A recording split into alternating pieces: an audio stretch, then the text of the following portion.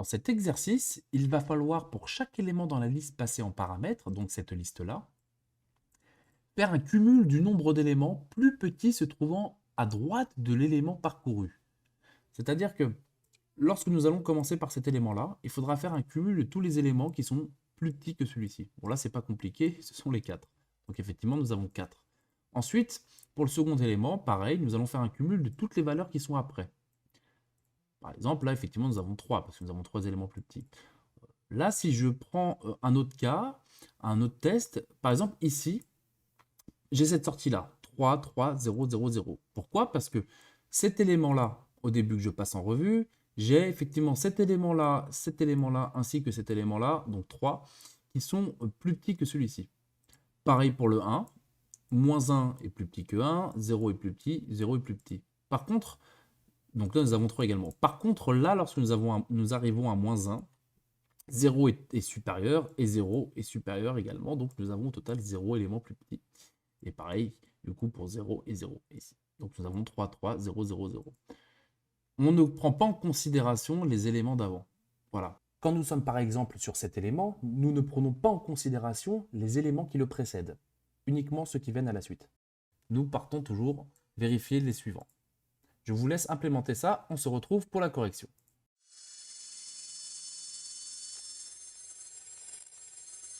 C'est parti pour la correction.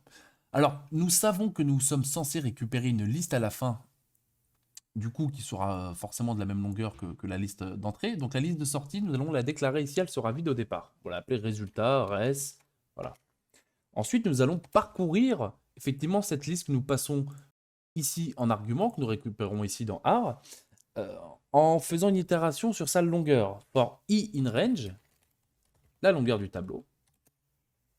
Très bien.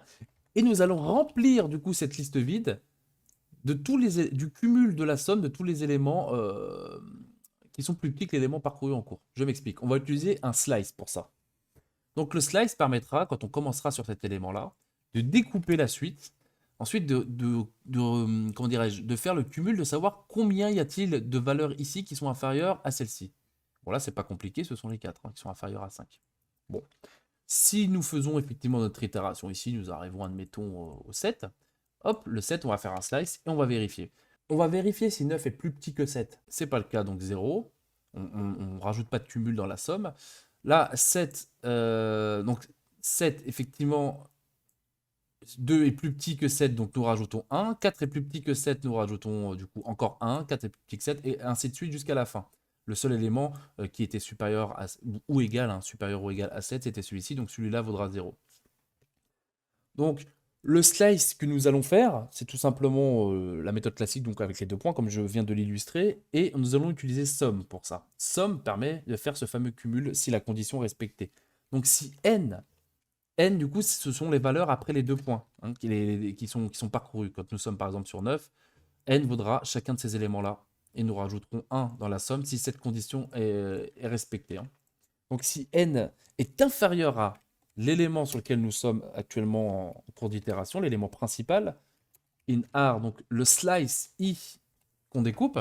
Donc on met rien après les 2 points parce qu'on va toujours systématiquement jusqu'à la fin du tableau. À partir de là, on commence l'itération, c'est-à-dire l'index. Et là, on peut renvoyer le résultat. Effectivement, nous avons les résultats escomptés. Pour vous faire, si vous voulez, une brève explication sur comment fonctionne sum, c'est-à-dire que sum renvoie une booléenne dans ce cas de figure, true, donc renvoie 1 si cette condition est remplie, sinon 0. Par exemple, je peux faire un print sum i est inférieur à 5 for i in range 10. Voilà, faire comme ça. Je clear un petit coup, j'exécute. Effectivement, nous n'avons que 5 en sortie parce qu'il n'y a que 5 chiffres qui respectent cette condition sur la boucle de 10 que nous avons fait avec le range. Sachant qu'on commence à 0, c'est pour ça que nous avons 5 éléments et non 4 en sortie ici. Voilà. Donc je remets ça comme ça. Et maintenant, est-ce qu'il ne serait pas possible de faire exactement la même chose, mais seulement sur une ligne, avec un one-liner sous format condensé? Oui, bien sûr, et c'est ce que nous allons faire. Alors, je vais mettre ça en commentaire. Et on va le faire sous forme d'une fonction lambda. Donc smaller next est égal à lambda, toujours avec le paramètre, le paramètre que nous passons là. donc la liste que nous récupérons ici. Et plutôt que de déclarer effectivement une liste vide ici, on va directement renvoyer le résultat dans cette liste, ce qui revient strictement au même. Dans cette liste, on va faire appel à la fonction sum, qui va nous renvoyer du coup le total d'éléments qu'il y a en construisant la liste de sortie, donc qui sera comprise dans cette liste-là.